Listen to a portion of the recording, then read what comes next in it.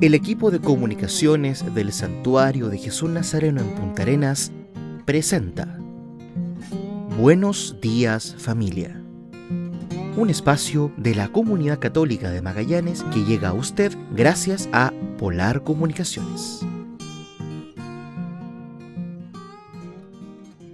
Hermanos y hermanas, feliz domingo. Nos volvemos a encontrar a través de la señal de Polar Comunicaciones en este 14 de julio, ya en la antesala de la fiesta de la Virgen del Carmen el próximo martes, como equipo de comunicaciones del Santuario de Jesús Nazareno, para poder compartir con cada una y con cada uno de ustedes el mensaje de nuestro Señor. Nos unimos también espiritualmente a las comunidades que estamos celebrando la novena preparatoria para esta fiesta del día martes 16, como también a quienes han peregrinado hasta el norte de nuestro país, hasta La Tirana, lugar donde será el centro de muchas de las celebraciones y conmemoraciones de esta Virgen del Carmen, la patrona y reina de Chile. Hermanos y hermanas, iniciamos de esta manera el programa de este domingo 14 de julio.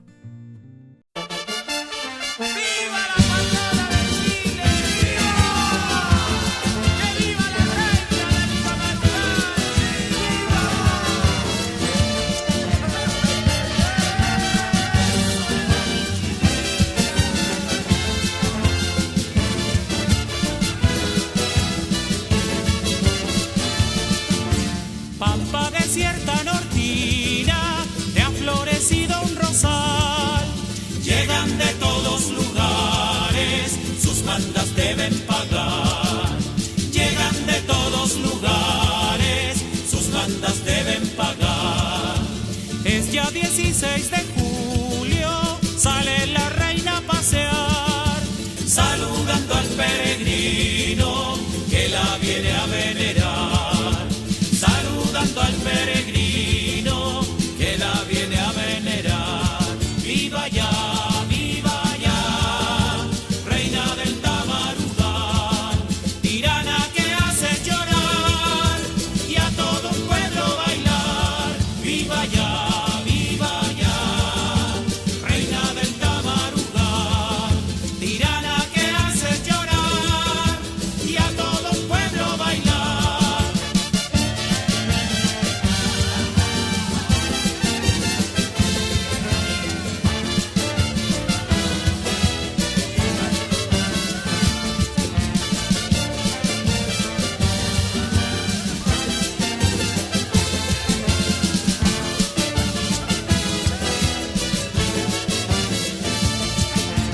Triste se queda mi China, debemos de regresar. Y entre los tamarugales ha florecido un rosal. Y entre los tamarugales ha florecido un rosal. Viva ya, reina del Tamarugal, tirana que haces llorar y a todo un pueblo bailar. Viva ya,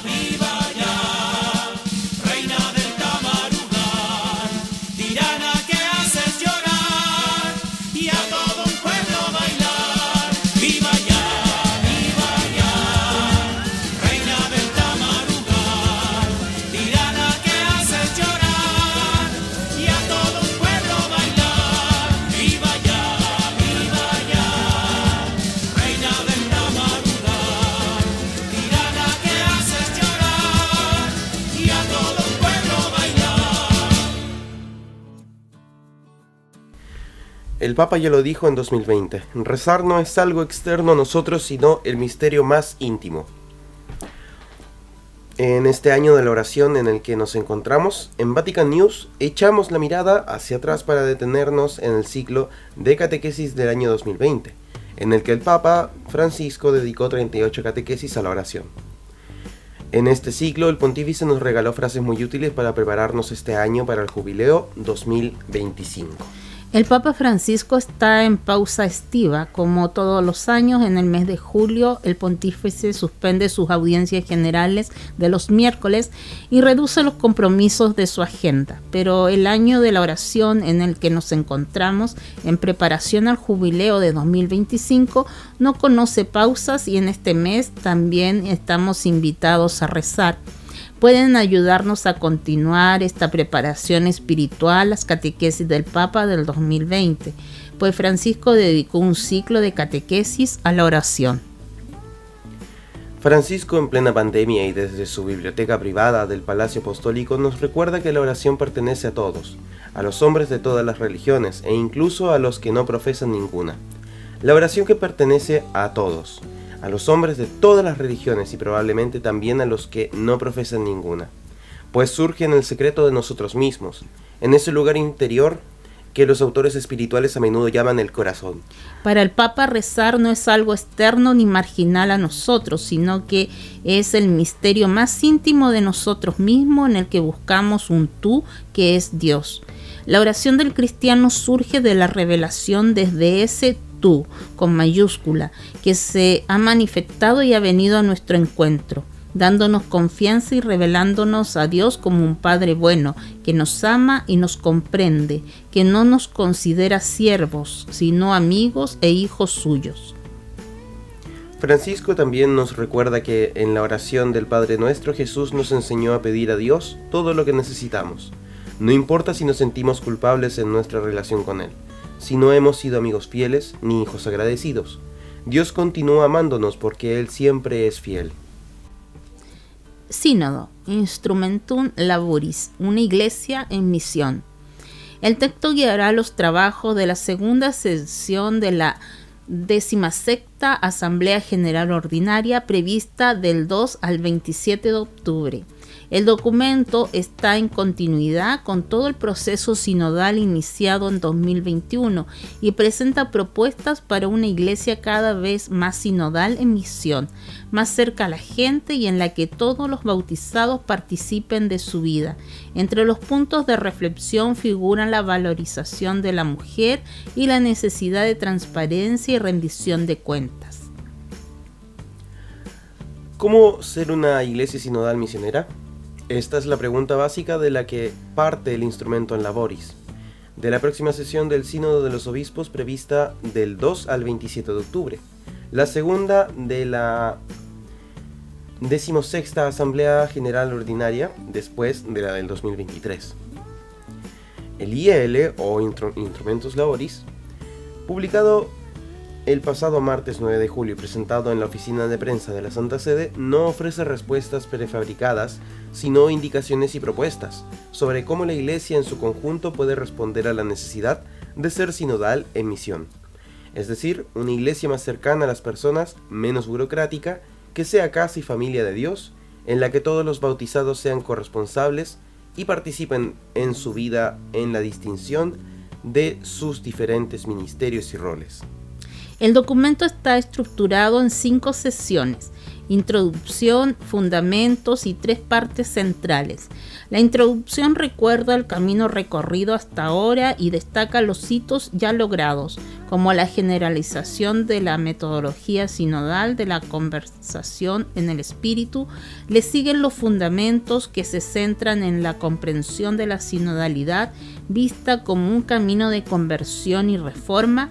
En un mundo marcado por divisiones y conflictos, se subraya: la Iglesia está llamada a ser signo de unidad, instrumento de reconciliación y oído atento para todos, especialmente para los pobres, los marginados, las minorías apartadas del poder. Los fundamentos dedican también un amplio espacio a la reflexión sobre el papel de la mujer en todos los ámbitos de la vida de la Iglesia, subrayando la necesidad de dar un reconocimiento más pleno a sus carismas y a su vocación. Dios ha elegido algunas mujeres para ser las primeras testigos y heraldos de la resurrección, recuerda el IL. Ellas, por tanto, en virtud del bautismo, están en condición de plena igualdad, reciben la misma efusión de dones del Espíritu y están llamadas al servicio de la misión de Cristo. En algunas culturas se desprende del IL, la presencia del machismo sigue siendo fuerte. Por ello se pide a la segunda sesión sinodal una participación más amplia de las mujeres en los procesos de discernimiento eclesial y en todas las fases de los procesos de toma de decisiones, junto con un acceso más amplio a los puestos de responsabilidad en las diócesis y en las instituciones eclesiásticas, así como en los seminarios, institutos, facultades teológicas y en el papel de juez en los procesos canónicos. Las sugerencias se refieren también a las mujeres consagradas, para las que se espera un mayor reconocimiento y un apoyo más decidido a sus vidas y carismas, junto con su empleo en puestos de responsabilidad. Sobre la admisión de mujeres al ministerio diaconal, el Instrumentum Laboris informa que es solicitada por algunas iglesias locales, mientras que otras reiteran su oposición.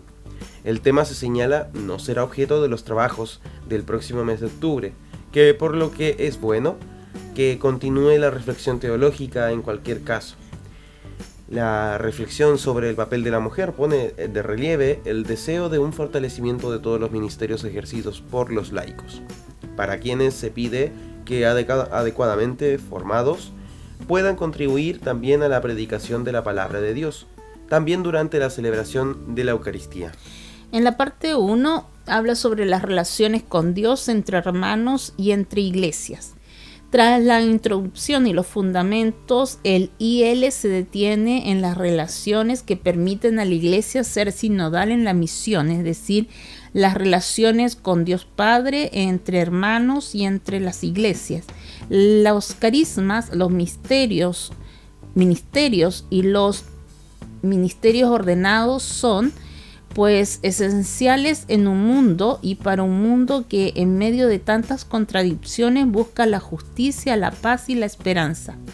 De las iglesias locales emerge también la voz de los jóvenes que reclaman una iglesia no de estructuras ni de burocracia, sino fundada en relaciones que susciten y vivan en dinámicas y caminos. En esta perspectiva, la Asamblea de Octubre podrá analizar la propuesta de dar vida a nuevos ministerios como el de escuchar y acompañar. Parte 2. Caminos formativos y discernimiento comunitario. Estas relaciones deberán desarrollarse cristianamente a lo largo de itinerarios de formación y de discernimiento comunitario que permitan a las iglesias tomar decisiones adecuadas, articulando la responsabilidad y la participación de todos. El entrelazamiento de las generaciones es una escuela de sinodalidad, afirma el Instrumentum Laboris. Todos los débiles y los fuertes, los niños, los jóvenes y los ancianos, tienen mucho que recibir y mucho que dar. Pero entre los caminos a seguir se encuentran también aquellos que permiten a quienes tienen responsabilidades eclesiales rendir cuentas con transparencia de sus acciones para el bien y la misión de la iglesia. Una iglesia sinodal necesita una cultura y una práctica de la transparencia y la rendición de cuentas, reza la IL, que son indispensables para fomentar la confianza mutua necesaria para caminar juntos y ejercer la corresponsabilidad en la misión común. Recordando a continuación que la rendición de cuentas que por el propio ministerio a la comunidad pertenece a la tradición más antigua que se remonta a la Iglesia Apostólica. El documento de trabajo subraya que hoy la exigencia de transparencia y rendición de cuentas en y por la Iglesia se ha hecho necesaria como consecuencia de la pérdida de credibilidad debida a los escándalos financieros y especialmente a los abusos sexuales y de otro tipo a menores y personas vulnerables. La falta de transparencia y responsabilidad alimenta el clericalismo, que se basa erróneamente en el supuesto que los ministerios ordenados no tienen que rendir cuentas a nadie por el ejercicio de su autoridad.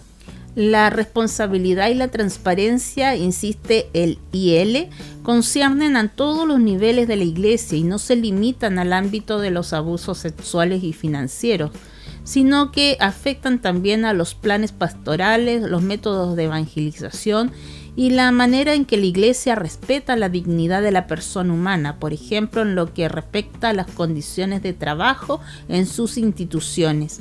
De ahí la petición de estructuras y formas de evaluación necesarias, entendidas en un sentido no moralista, del modo en que se ejercen las responsabilidades ministeriales de todo tipo.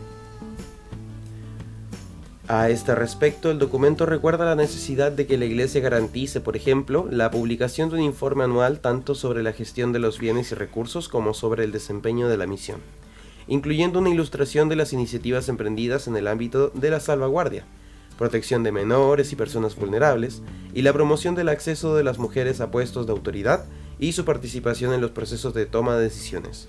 En su parte 3, los lugares del diálogo ecuménico e interreligioso. El IL analiza a continuación los lugares en los que toman forma las relaciones y los caminos, lugares que deben entenderse no simplemente como espacios, sino más bien como contextos concretos, caracterizados por las culturas y los dinamismos de la condición humana, invitando a superar una visión estática y una imagen piramidal de las relaciones y experiencias eclesiales. El documento de trabajo reconoce más bien su variedad y pluralidad que permiten a la Iglesia una y universal vivir en circularidad dinámica en los lugares y desde los lugares, sin caer ni en particularismo ni en aplanamientos. Al contrario, es precisamente en este horizonte así delineado donde deben insertarse los grandes temas del diálogo ecuménico, interreligioso y cultural. En este contexto, la búsqueda de formas de ejercicio del ministerio petrino, abiertas a la nueva situación del camino ecuménico hacia la unidad visible de los cristianos. Por último, el documento recuerda cómo cada una de las preguntas que contiene quiere ser un servicio a la Iglesia y una ocasión para sanar las heridas más profundas de nuestro tiempo. Por ello, el Instrumentum Laboris concluye con una invitación a continuar el camino como peregrinos de la esperanza, también en la perspectiva del jubileo de 2025. Organizador del Sínodo. Dicasterio para la Doctrina de la Fe está estudiando el diaconado femenino.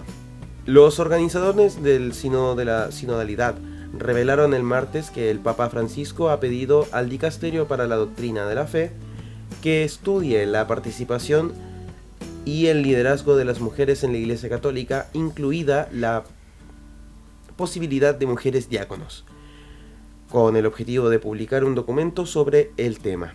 En una conferencia de prensa en el Vaticano el pasado 9 de julio, el cardenal Mario Grech, secretario general del Sínodo, comentó que el DDF, o Dicasterio para la Doctrina de la Fe, está estudiando el diaconado de mujeres, dentro del contexto de su estudio en profundidad de los ministerios, en coordinación con la Secretaría General del Sínodo.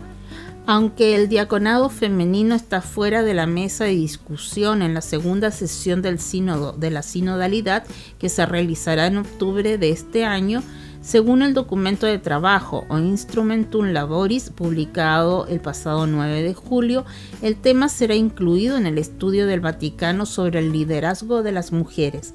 El Santo Padre ha notificado al Dicasterio para la Doctrina de la Fe que se estudie cuestiones incluyendo también la cuestión de los ministerios. Y hablando de ministerios, también está el tema del diaconado de las mujeres, dijo el cardenal Grech. El Dicasterio para la Doctrina de la Fe estudiará este tema, no solo el tema del diaconado, sino el tema de los ministerios, agregó. El porporado no mencionó la posibilidad de que las mujeres sean ordenadas al sacerdocio. Después de sus comentarios, en la conferencia de prensa el Vaticano confirmó que el DDF ya ha comenzado a estudiar cuestiones teológicas y canónicas en torno a formas ministeriales específicas. El estudio en profundidad dirigido por el consultor Monseñor Armando Mateo se centrará particularmente en la cuestión de la necesaria participación de las mujeres en la vida y en el liderazgo de la Iglesia, con el objetivo de publicar un documento específico sobre el tema. El estudio del DDF es uno de los 10 grupos de estudios sobre temas del sínodo de la sinodalidad anunciados por el Papa Francisco a principios de este año. El Vaticano publicó el pasado 9 de julio los nombres de los miembros de cada grupo de estudio, así como una descripción del grupo del DDF que se denomina Grupo 5. En una reciente entrevista con el programa estadounidense 60 Minutes, el Papa Francisco fue consultado sobre la posibilidad de que las mujeres se conviertan en diáconos o clérigos, a lo que respondió con un firme no.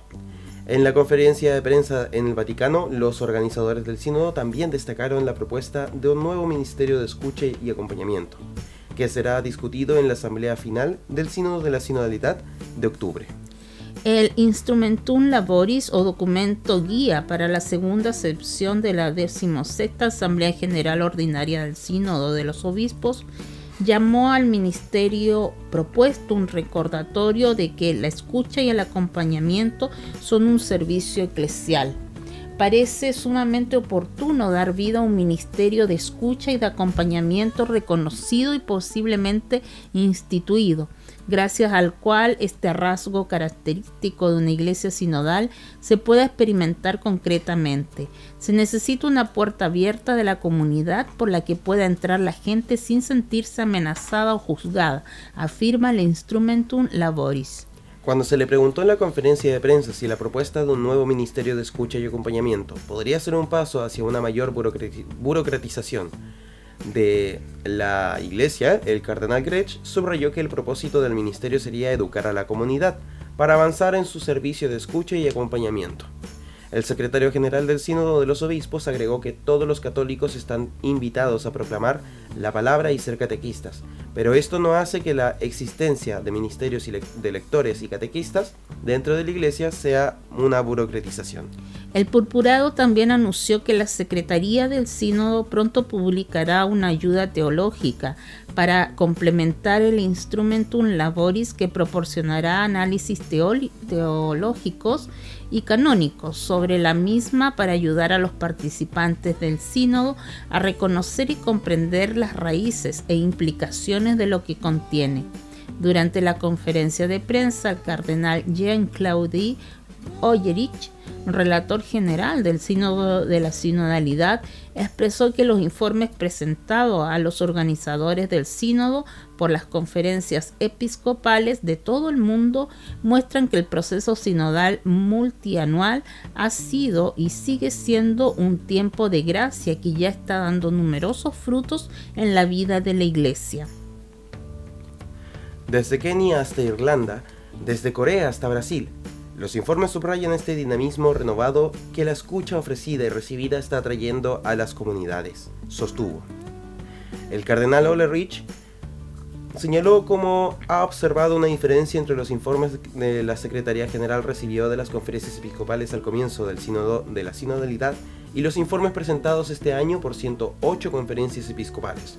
Si los primeros enfatizaban más la resistencia y la oposición al proceso sinodal, estos informes enfatizan más el cansancio y la fatiga de un camino de conversión que no es inmediato, comentó.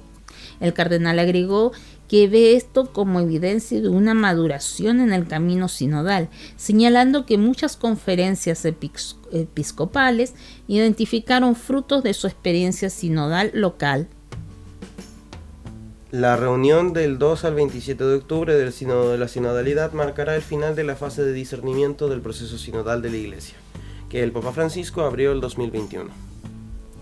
Los participantes en la reunión de otoño, incluidos obispos católicos, sacerdotes religiosos y laicos de todo el mundo, prepararán y votarán sobre el documento final consultivo del Sínodo de la Sinodalidad, que luego será entregado al Papa, quien decidirá los próximos pasos de la Iglesia y si desea adoptar el texto como un documento papal o escribir el suyo propio.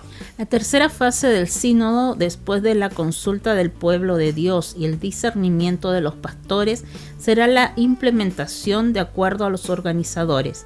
El sínodo ya está cambiando nuestra forma de ser y vivir la Iglesia independientemente de la asamblea de octubre, concluyó el cardenal Oyerich. Gaza. Muertos y heridos en el ataque a la escuela católica. El párroco de la parroquia latina de la Sagrada Familia en la Franja expresa su consternación tras el asalto de antes de ayer a la escuela de la Sagrada Familia. La instalación solía acoger a muchos refugiados. Es difícil decir cuántas personas estaban presentes en el momento del bombardeo. Firme condena del Patriarcado Latino de Jerusalén a los ataques contra civiles y a cualquier acción bélica que no garantice su permanencia fuera del teatro de los combates. La dinámica exacta es aún incierta, el dolor es grande. La escuela fue alcanzada 2 veces, varias personas murieron y muchas resultaron heridas. El padre Gabriel Romanelli sufre cuando cuenta a los medios vaticanos el asalto de ayer a la Escuela Sagrada Familia de Gaza, uno de los institutos católicos más importantes de la zona, situado en el barrio de Rimal, a pocos kilómetros de la Sagrada Familia. La parroquia latina de la ciudad palestina, de la que es párroco y cuyas angustias y esperanzas comparte. El ataque aparentemente llevado a cabo por el ejército israelí, como subraya un comunicado del Patriarcado Latino de Jerusalén, que también expresa su firme condena de todos los actos de guerra que impliquen a civiles y pide oraciones para que se llegue a un acuerdo. Cayó sobre una estructura que, dijo el padre Romanelli, desde que comenzó el conflicto acoge a miles de refugiados a los que no les queda nada, ante todo un hogar en el que vivir. No es fácil saber cuántas personas había en la escuela en el momento exacto del atentado. Quizás sea casi imposible. El número de personas alojadas ha variado constantemente a lo largo del tiempo. Al principio eran más de 1000, pero luego los expulsaron. Más tarde, sin embargo, volvieron 700 porque no sabían a dónde ir, ya que todo en Gaza está casi destruido, explicó el clérigo. Y una de las grandes dificultades, añadió, es viajar. No podemos hacerlo fácilmente. Moverse de un barrio a otro es muy complicado. Solo podemos hacerlo para necesidades probadas, como llevar a alguien al hospital, que también fue evacuado antes de ayer. Los fieles laicos, los religiosos, los niños atendidos por las hermanas de la Madre Teresa de Calcuta, los heridos y los desplazados que se alojan en la parroquia latina del barrio obrero de Zeitoun viven en relativa tranquilidad. En total somos unas 500 personas, dijo el párroco, y gracias a la generosidad del Patriarcado Latino de Jerusalén, del Papa y de la Santa Sede, podemos contar con alimentos suficientes hasta el punto de que hemos podido ayudar a 1.200 familias, lo que nos ha permitido consolidar la relación mutua de fraternidad y cercanía. Lo que escasea, sin embargo, admite son algunas medicinas y el gasóleo. Para nosotros el combustible es esencial porque lo necesitamos para bombear agua de los pozos y producir algo de electricidad para iluminar o recargar las baterías. Sin embargo, la situación sigue siendo incandescente. El padre Romanelli lo dejó en claro al relatar otro suceso ocurrido antes de ayer, no lejos de su parroquia. El ejército pidió evacuar 5 barrios que están al norte de la Sagrada Familia, prácticamente a 100 metros de nosotros. Inmediatamente después de la petición de desalojo llegaron las bombas. Oímos fuertes explosiones, relata, y también llegó mucha metralla a nuestra zona. Está claro que siempre hay mucho miedo. Otra cosa que no falta en la parroquia de la Sagrada Familia es una fe profunda mezclada con esperanza, a pesar de que algunas actividades pastorales se han suspendido durante los últimos 10 días debido al aumento de las redadas en el barrio. Es cierto que la fe es el corazón de nuestro recinto. Sabemos que Jesús está aquí en Gaza. Somos conscientes de que está en el sagrario. Y eso nos reconforta mucho a pesar de la grave situación en que estamos viviendo, concluyó el párroco. Aleluya.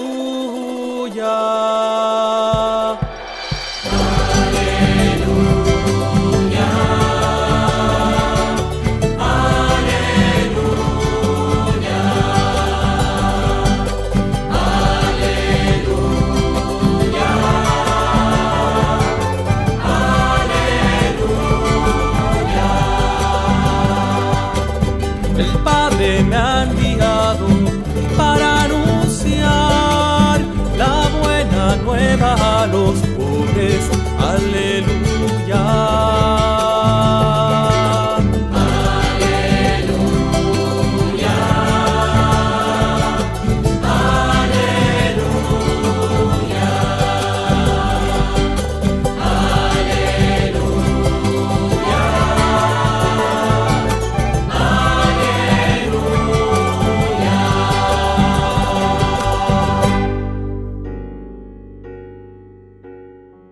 Del Evangelio según San Marcos. Jesús llamó a los 12 y los envió de 2 en 2, dándoles poder sobre los espíritus impuros, y les ordenó que no llevaran para el camino más que un bastón, ni pan, ni provisiones, ni dinero, que fueran calzados con sandalias y que no tuvieran 2 túnicas. Les dijo: permanezcan en la casa donde les den alojamiento hasta el momento de partir. Si no los reciben en un lugar y la gente no los escucha, al salir de allí, sacudan hasta el polvo de sus pies en testimonio contra ellos. Entonces fueron a predicar, exhortando a la conversión, expulsaron muchos demonios y curaron a numerosos enfermos, ungiéndolos con óleo. Palabra del Señor. Gloria a ti, Señor Jesús. Esta es la palabra de Dios. Gloria y honor a ti, Señor Jesús.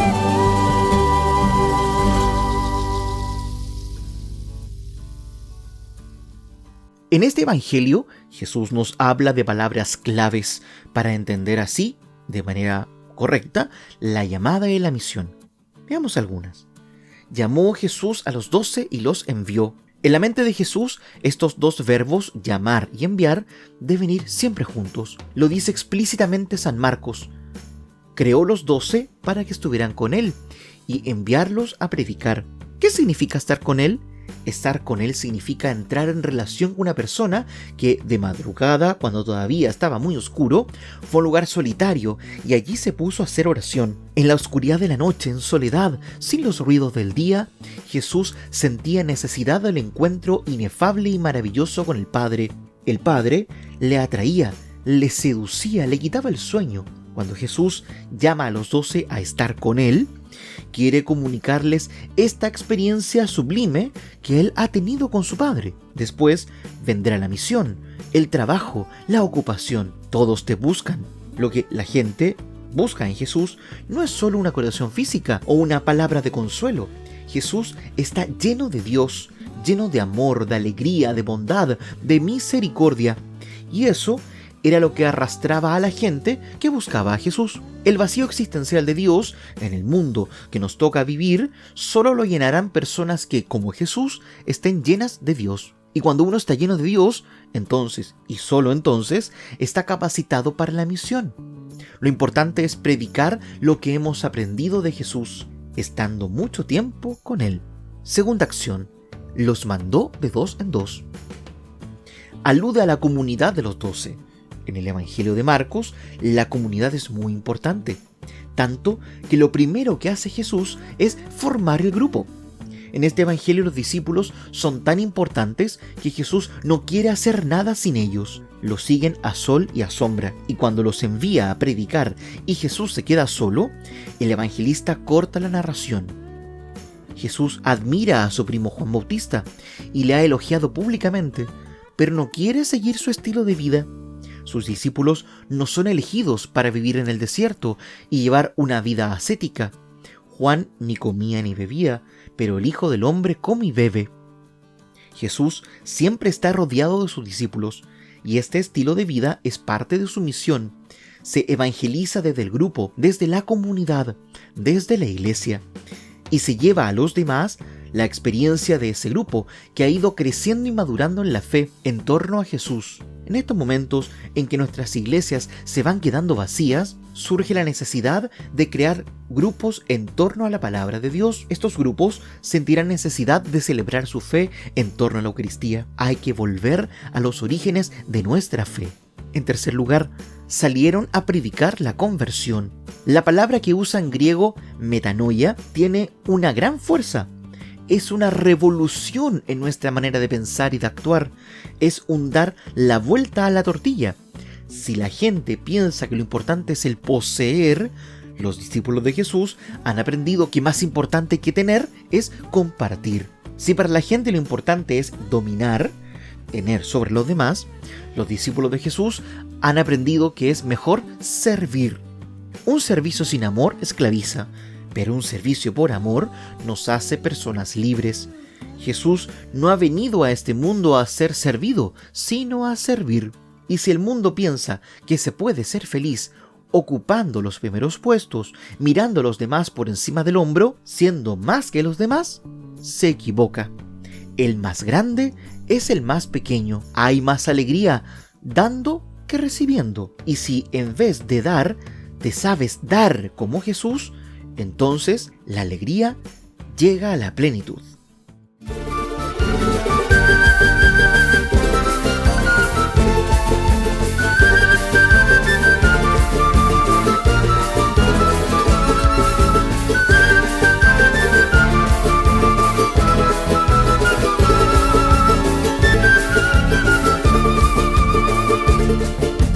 Gratitudes vengo a darte, madrecita, perla preciosa, bonita, del Carmen, mi chinita.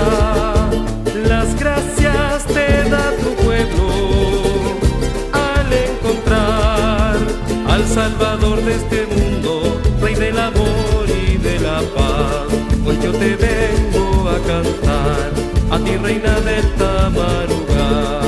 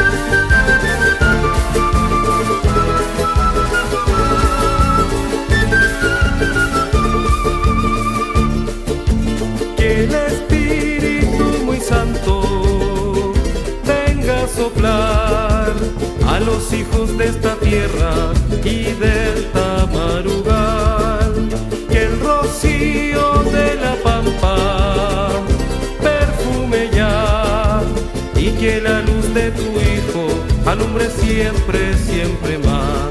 Hoy yo te vengo a cantar, a ti reina del Tamarugal.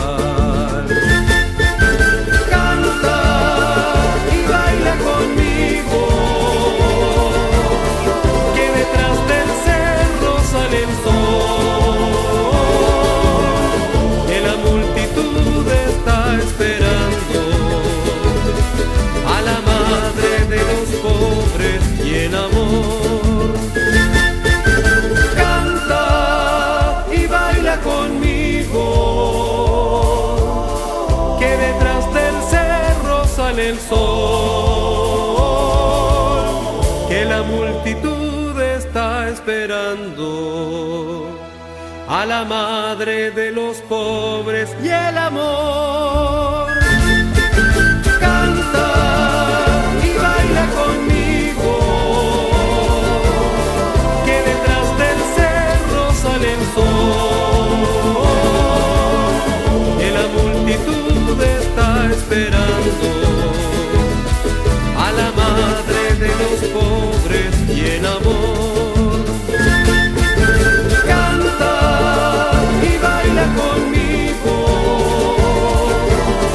que detrás del cerro sale el sol, que la multitud está esperando a la madre de los pobres y el amor.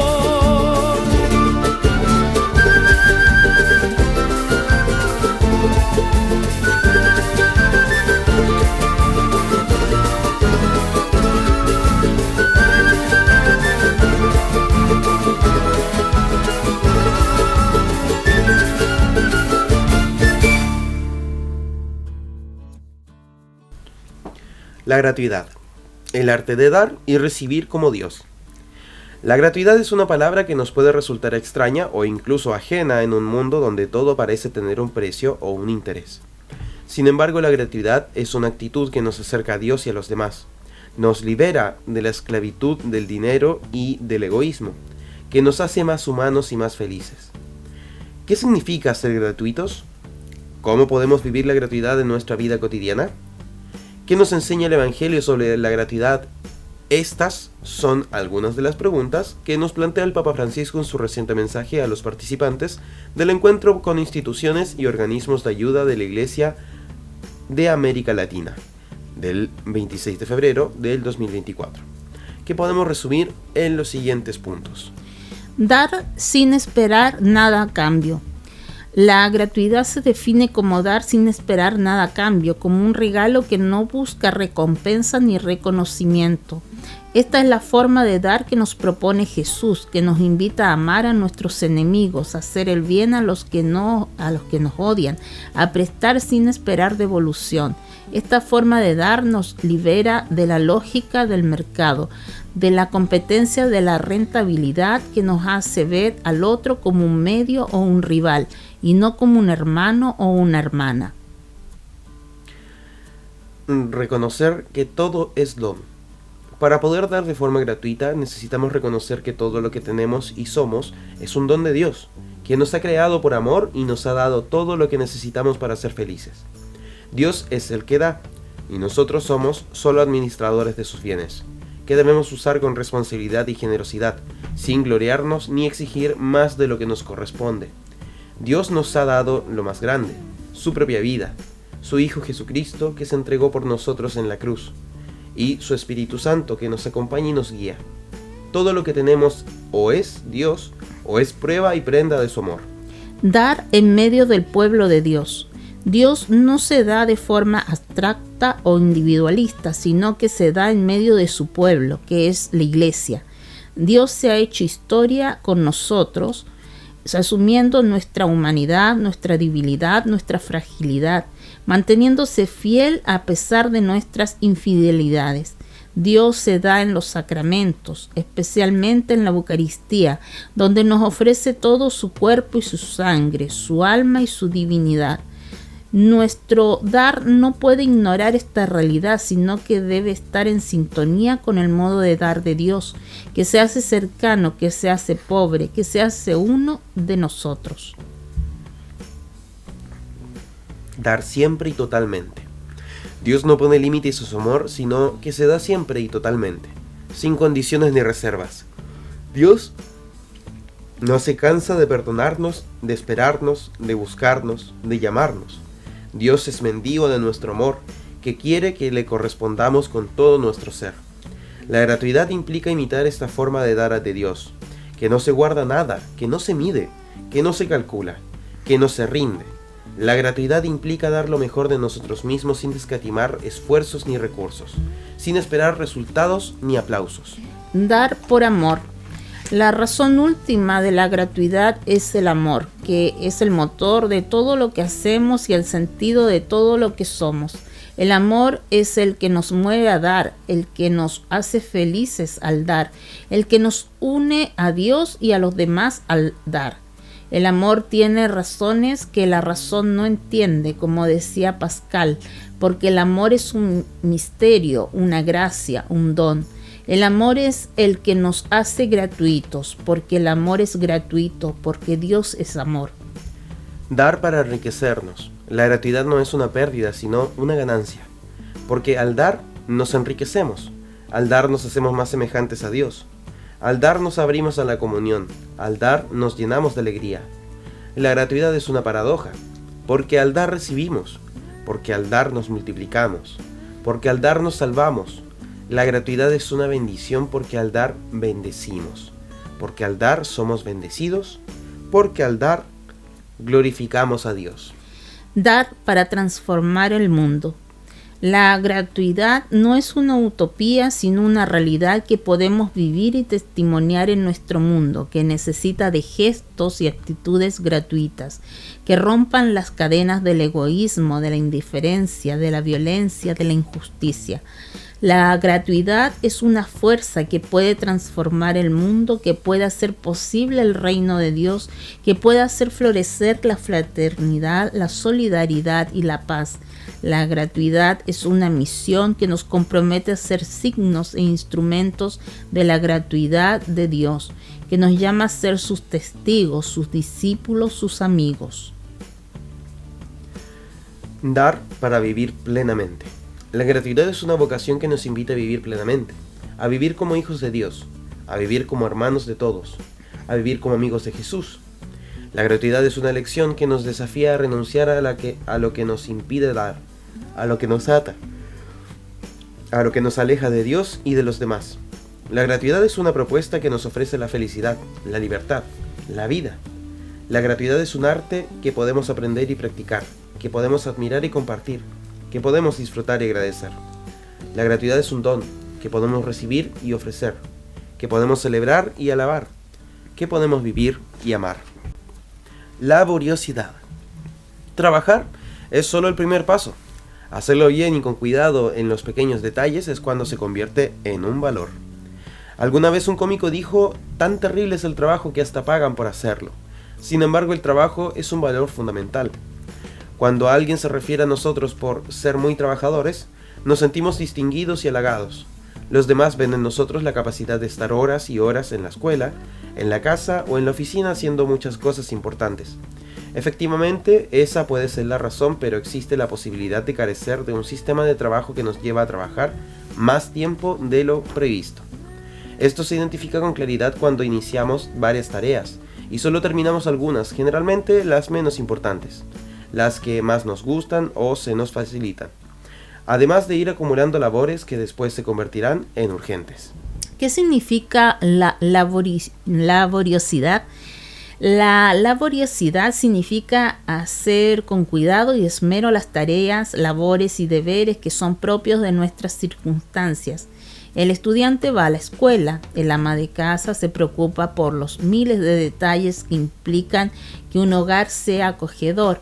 Los profesionales dirigen su actividad a los servicios que prestan, pero laboriosidad no significa únicamente cumplir nuestro trabajo, también implica el ayudar a quienes nos rodean en el trabajo, la escuela, incluso durante nuestro tiempo de descanso. Los padres velan por el bienestar de toda la familia y el cuidado material de sus bienes. Los hijos, además del estudio, proporcionan ayuda en los quehaceres domésticos.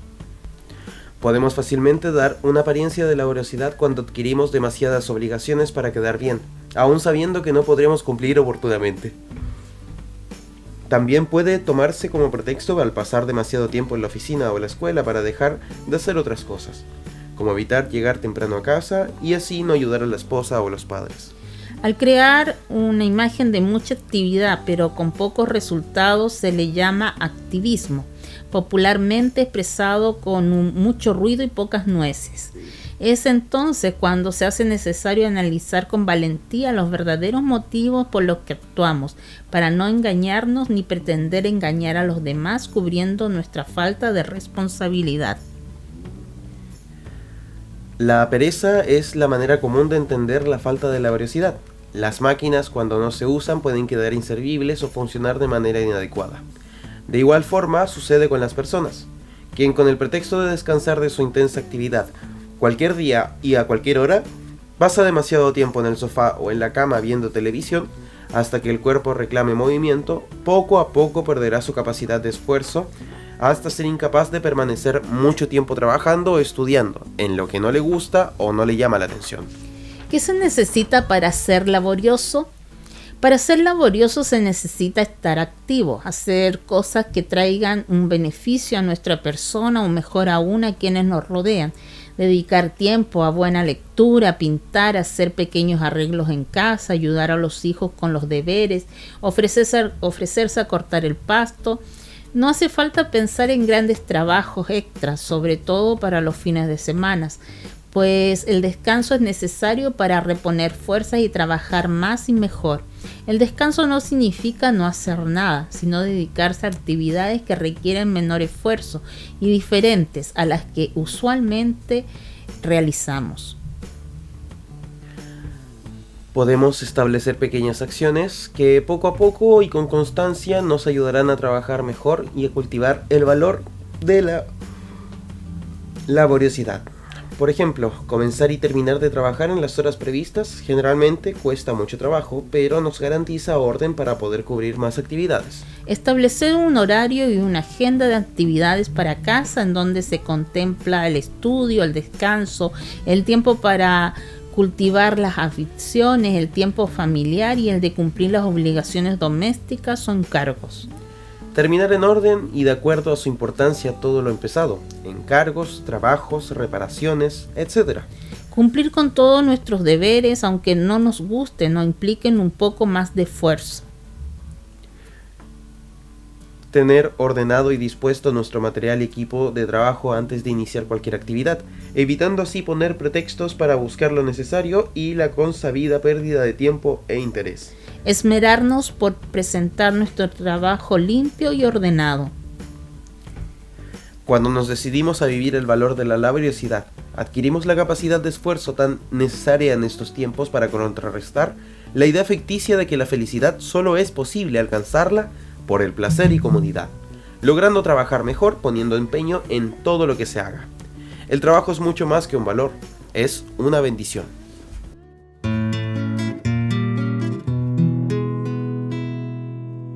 Contigo, Virgen del Carmen, juntos en el camino, tendemos la mano para servir a Chile.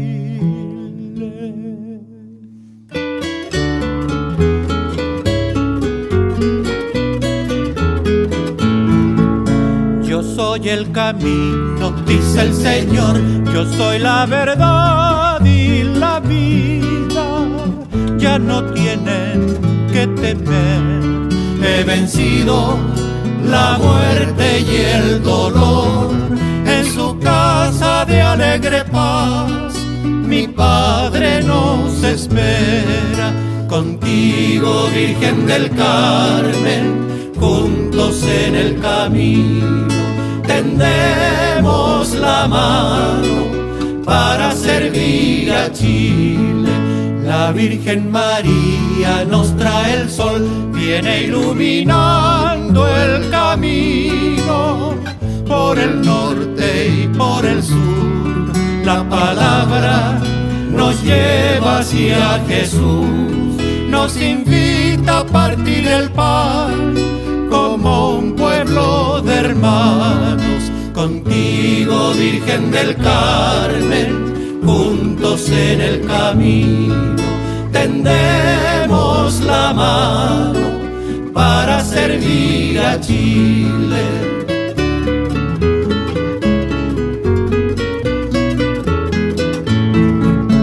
Vamos encendiendo fuegos de amor, vamos encendiendo la llama que nos quema el corazón. Con María no hay noche ni temor, todo un pueblo se une al cantar, la patria está despierta. Contigo, Virgen del Carmen, juntos en el camino, tendemos la mano para servir a Chile.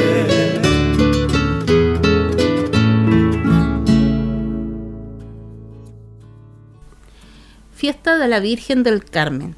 En vísperas de la fiesta de la Virgen del Carmen te traemos un repaso de la historia de esta advocación tan venerada en el mundo y una novena que la Fundación Pontificia Ayuda a la Iglesia Necesitada, ACN por sus siglas en inglés, publicó para rezar a la Madre del Carmelo. ACN recuerda que la Orden de las Carmelitas surgió precisamente en el Carmelo, el monte donde numerosos profetas rindieron culto a Dios como Elías, su discípulo Eliseo y otras personas que se retiraban en las cuevas de la montaña para seguir una vida eremítica. Esta forma de oración, de penitencia y de austeridad fue continuada por los siglos más tarde, concretamente en el tercero y el cuarto, por hombres cristianos que siguieron el modelo de Jesucristo, explica. En el siglo XIII, el patriarca latino de Jerusalén pidió a los ermitaños del Monte Carmelo que ordenaran su estilo de vida, lo cual se concretó gracias a los papas Honorio III e Inocencio IV. De manera que nació la orden religiosa de los padres carmelitas, que se extendió por el mundo tanto en su rama masculina como femenina. Precisa la fundación pontificia. En el siglo XVI, Santa Teresa de Jesús, doctora de la Iglesia, es la reformadora del Carmelo descalzo, reimpulsando la fuerza de su regla original, de oración y clausura. Y es así como se difunde hacia América, resalta. ACN explica que luego que el 16 de julio de 1251, el superior general de los padres carmelitas del convento de Cambridge, Inglaterra, San Simón Stock, recibió la visita de la Virgen María, vestida con el hábito carmelita. Llevaba al niño Jesús en sus brazos y en su mano el escapulario. Recibe, hijo mío, este escapulario de tu orden, que será de hoy en adelante señal de mi confraternidad, privilegio para ti y para todos los que lo vistan. Quien muriese con él no padecerá el fuego eterno. Es una señal de salvación, amparo de los peligros del cuerpo y del alma, alianza de paz y pacto sempiterno, le dijo la Virgen al santo. Además, el devocionario de ACN recuerda que cuando los carmelitas se vieron obligados a abandonar el Monte Carmelo por la invasión de los sarracenos, se les apareció la Virgen mientras cantaban el Salve Regina, y ella prometió ser para ellos su estrella del mar, razón por la que se le otorga este nombre a la Madre de Dios. Después de una larga interrupción de la vida monacal en la montaña, que dio ocasión para la expansión del ideal carmelitano por el occidente, regresaron los religiosos del Carmen al Monte Carmelo entre los siglos XVI y XVII, agrega. A partir del siglo XVI, el uso del escapulario del Carmen se extiende por toda la Iglesia. ACN indica que el Papa Juan Pablo II, que era terciario carmelita, ha recordado en diversas ocasiones que vestía con devoción desde niño el escapulario del Carmen. La Virgen del Carmen, patrona de la gente del mar, que confía su vida todos los días a la inestabilidad de las olas y del viento. Desde nuestro puesto del timonel de la barca de Pedro, cuando sentimos rugir la tormenta y vemos saltar ante nuestros ojos el furor de la marejada, que querría dar el traste con nuestro batel, alzamos la mirada, serenos y confiados, a la Virgen del Carmen y le pedimos que no nos abandone. Y aunque el infierno no cese en sus asaltos, y la violencia, la audacia y el furor de las fuerzas del mal aumenten siempre, mientras contemos con su poderoso patrocinio, jamás dudaremos de la victoria, expresó el Papa Pío XII con ocasión de la clausura del Congreso Mariano Nacional de Colombia, el 16 de julio de 1946. El Semanario Diocesano, el amigo de la familia, nos trae diversas informaciones este fin de semana. En la página 1, Sebas de Invierno abrió sus puertas a una nueva experiencia. Sebas abre el corazón y se conecta con la red Wi-Fi de la oración. En la página 2, catequesis del Papa Francisco sobre la oración de la Iglesia naciente. Esto en preparación al Jubileo 2025. En la misma página 2, celebración de los 33 años de la comunidad Laura Vicuña de Puerto Natales. Visita a la residencia de acogida Sor Paola Alsberg-Green de la ciudad de Natales. Rosario Mundial por las Familias, este lunes 15 de julio a las 19:30 horas en la Comunidad Virgen del Carmen, el Día de la Virgen del Carmen, 16 de julio a las 11:30 en la Capilla Naval, a las 15 horas en la Ermita de Schoenstatt, a las 5 de la tarde en la Comunidad de Natales, a las 6:15 en la Parroquia Catedral y a las 19:30 en la Comunidad San José el Carpintero. Rosario Mundial de Familias, salva a tu pueblo que clama a ti. También en la página 2, entrega de la palabra de Dios en la parroquia Nuestra Señora de Fátima. Esta a los niños y niñas en preparación a los sacramentos. En la página 3, aniversario número 40 de la comunidad San José el Carpintero. Misa de la Virgen del Carmen, este martes 16 de julio a las 4 de la tarde en el gimnasio San Miguel. Juramento a la bandera y vigilia en preparación en porvenir. También las colonias Villa Feliz, que se llevaron adelante en la comuna de Natales. Al finalizar la página 4, 1% a mi iglesia. Con tu 1% das vida a tu parroquia. Comprométete e inscríbete. Santoral Católico de la semana. Hoy, domingo 14 de julio, iniciamos una nueva semana y el equipo de comunicaciones del Santuario de Jesús Nazareno les recuerda el elenco de santos y santas que se celebrarán esta semana para que saluden a sus familiares y amigos que estarán de onomástico. Hoy, domingo 14, San Camilo de Lelis. El día lunes 15, Santa Buenaventura, San Julio y Santa Julia. El día martes 16, Nuestra Señora del Carmen. El día miércoles 17, Santa Carolina. El día jueves 18, San Federico. El día viernes 19, San Arsenio. El día sábado 20, Santa Marina. Y el próximo domingo 21, San Daniel. Hermanos y hermanas, finalizamos este espacio radial enviando varios saludos. Primero a todo el equipo de la caridad de nuestra iglesia diocesana que trabajó durante el día viernes recién pasado en la campaña Kilos de Amor. Una campaña que sin el aporte de toda la comunidad de Magallanes no hubiese sido posible para llevar elementos de alimentación a tantas familias que lo necesitan, por sobre todo en este tiempo de invierno. En segundo lugar, felicitar a todos los jóvenes que fueron monitores de los Sebas de invierno, que en tantas comunidades de nuestra iglesia magallánica tuvieron su labor durante la semana que recién pasó, y la semana anterior las colonias salesianas con el mismo objetivo, dar espacio a jóvenes para ayudar a niños y niñas que tengan una mejor vacación y por sobre todo estas vacaciones estén unidas al Señor, al conocimiento y a un espacio sano. Finalmente, queremos saludar a las comunidades que están celebrando la novena preparatoria para la fiesta de la Virgen del Carmen el próximo martes, para que sigan con entusiasmo reuniéndose en sus comunidades y así celebremos juntos a la Reina de Chile. Hermanos y hermanas, que estén muy bien y que el Señor nos bendiga a todas y a todos. El equipo de comunicaciones del Santuario de Jesús Nazareno en Punta Arenas presentó Buenos días, familia, un espacio de la comunidad católica de Magallanes que llega a usted gracias a Polar Comunicaciones. Esperamos encontrarnos con usted la próxima semana.